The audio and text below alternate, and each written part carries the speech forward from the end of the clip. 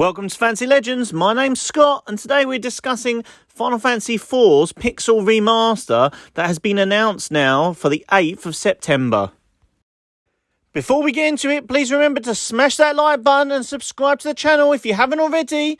It really does help me out. Now let's get on with the video. For those of you that haven't played Final Fantasy IV, the game revolves around Cecil, a Dark Knight captain of the Red Wings.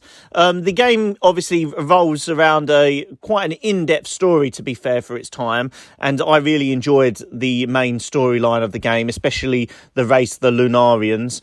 They were quite interesting. So when is the game coming out? Well, the game's coming out on the 8th of September, confirmed by Square Enix now. So there's not very unlikely to be delays as we're so far into it. We've only got, 2 weeks left. But having said that, the price is going to be $12.99, which is quite expensive for an old title. But all these Pixel remasters have been, so it's in line with the rest of the series prices. That's the Steam price, however. It's likely to be a bit more expensive on mobile, but I haven't got any announcement on the mobile price at this time.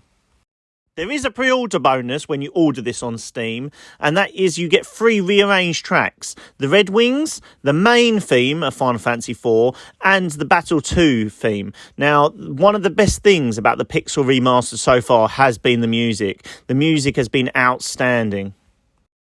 Talking about music, this game again has a rearranged soundtrack like the first 3 games did on the Pixel remasters. Now, Nobu himself, the original composer of the Final Fantasy music, has done this himself. I've personally really enjoyed the first 3. I would recommend the music. I'd also recommend the story, to be honest with you. Final Fantasy IV has an amazing story. Now, let's get on and talk about the features that are added to this version of the game.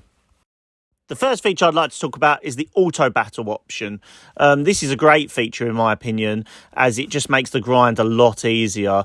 However, a lot of fans, I understand if you don't like it, you feel like it's cheating and don't want to use it. It's just nice to have it as an option. Obviously, it's not like God mode that we had in the PlayStation 4's version of Final Fantasy 7 and 9 and yeah, so for me, auto battle feature is just a nice feature to have there when you're just fighting the same enemies and the mobs get a bit too much, when you're just grinding and grinding. Another feature they've added to the game is updated controller support. Now, I think this is a Steam-only feature. It would be nice to have controller support on mobile as well, because I've actually played the mobile titles of the earlier games just to see how they run, because Square Enix were insistent on wanting to cater to the mobile player base, but I found it a bit fiddly without a controller to play some of the titles due to the menus and obviously the screen size. Now, it's a great feature, obviously, to have controller support updated on the Steam version, so it would just be extra nice to have it on the mobile. They have also modernised the UI. Now, I'm hoping they haven't gone with the same font that they did for the first 3 games. They probably have. It hasn't been super popular so far with that font. Also, that they've got quality of life improvements that I'm really in favour of, which is the ability to save at any time in the game, which for me is a must in today's gaming, where you might only have an hour to pick it up, just play a couple of fights, and then just save straight away. I think it's a brilliant feature to add to the game.